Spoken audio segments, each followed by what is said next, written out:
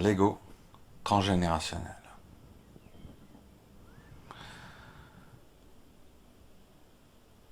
En nous, il y a une entité que l'on appelle l'ego.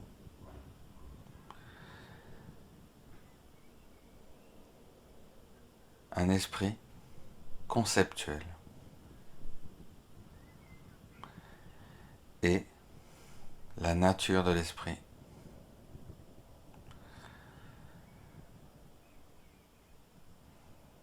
La conscience intemporelle. Une conscience détachée du temps. Cette conscience-là, eh bien, nous allons la mettre en œuvre dans cet exercice pour faire un voyage dans le temps et de s'intéresser à tous ces égos transgénérationnels qui ont défilé tout au long de ces siècles.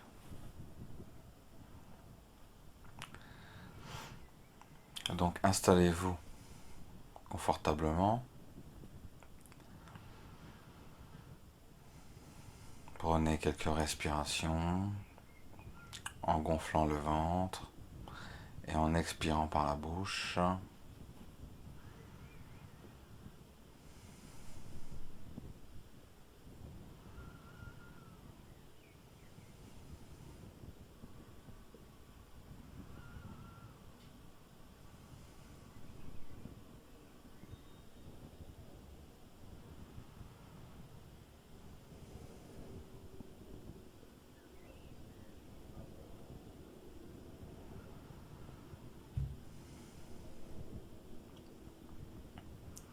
Prenez conscience du contact de votre corps sur le support sur lequel vous êtes allongé ou assis.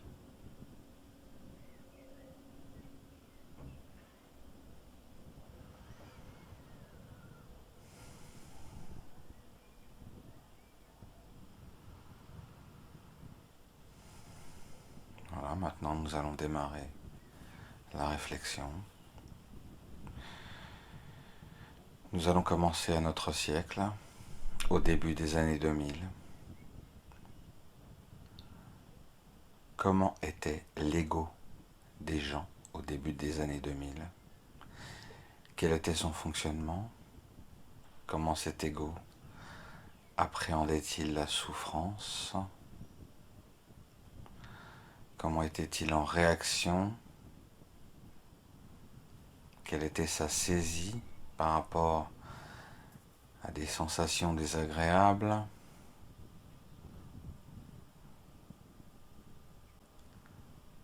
Quel était le besoin des gens? Quelle était leur perception?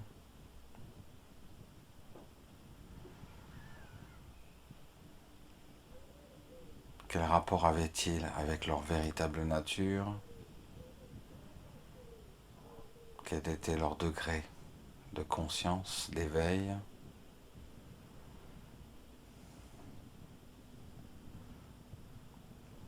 Maintenant, nous allons passer au début des années 1900. Comment était l'ego des gens au début des années 1900? Quels étaient leurs besoins? Comment percevaient-ils la vie? Les moyens d'existence étaient déjà plus rudimentaires que les nôtres.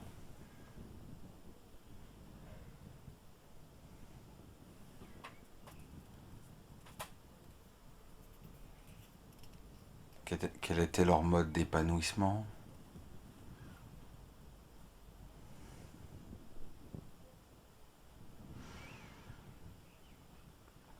Quel rapport avaient-ils avec leur véritable nature?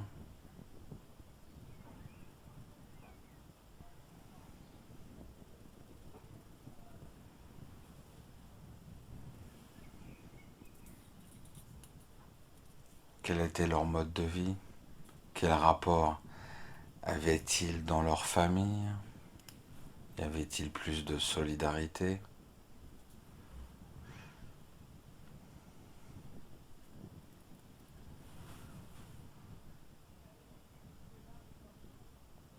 Maintenant, nous descendons au début des années 1800. Comment se manifestait l'ego chez les personnes au début des années 1800?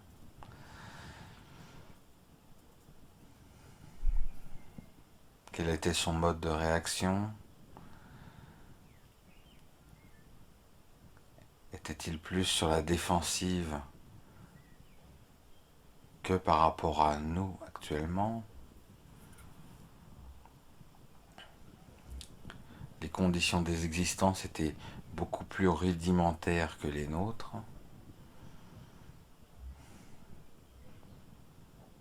À cette période-là, quel était le besoin des gens? Quelle était leur perception? Quel regard avaient-ils sur la vie?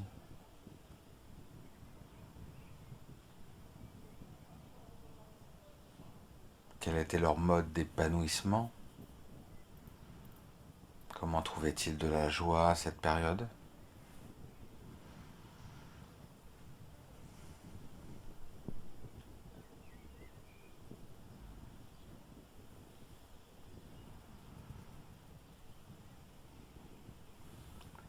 Nous descendons aux années 1700. Quel était l'ego? Comment se manifestait l'ego chez les gens au début des années 1700? Quel était son mode de fonctionnement?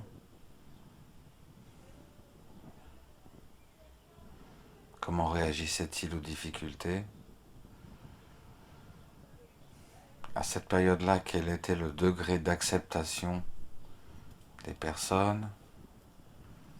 Quels étaient leurs besoins? Quelles étaient leurs perceptions sur la vie, sur les autres?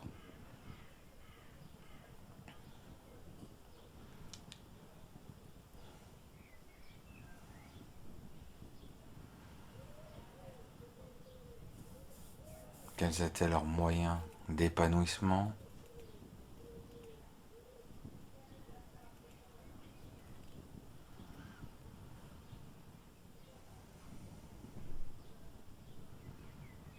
Quel était leur rapport à leur véritable nature?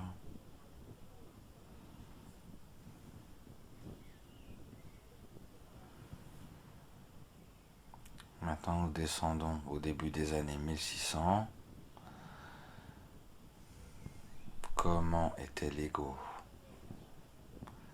des gens au début des années 1600? Quel était son mode de fonctionnement à cet ego? Quel était son mode de défense? Quel était son mode de saisie?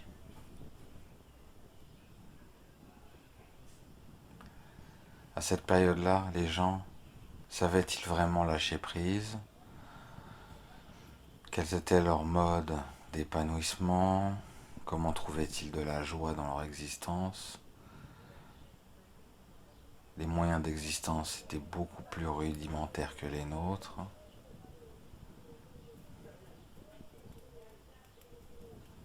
Quel était leur rapport à leur véritable nature?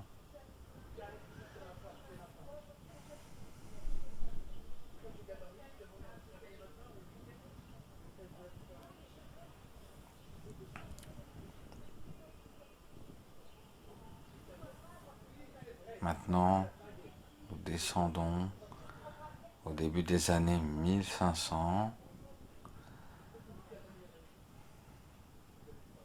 Comment était l'ego des personnes au début des années 1500? Cet ego, quel était son mode de fonctionnement? comment se manifestait-il? Comment appréhendait-il la souffrance?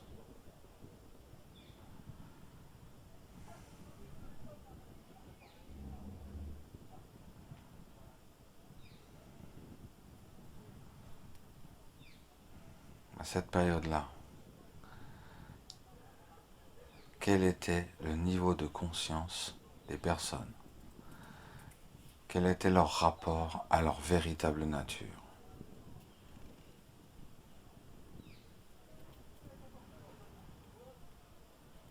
Quels étaient leurs besoins? Quelles étaient leurs perceptions? Quelles étaient leurs sensibilités, leurs vulnérabilités?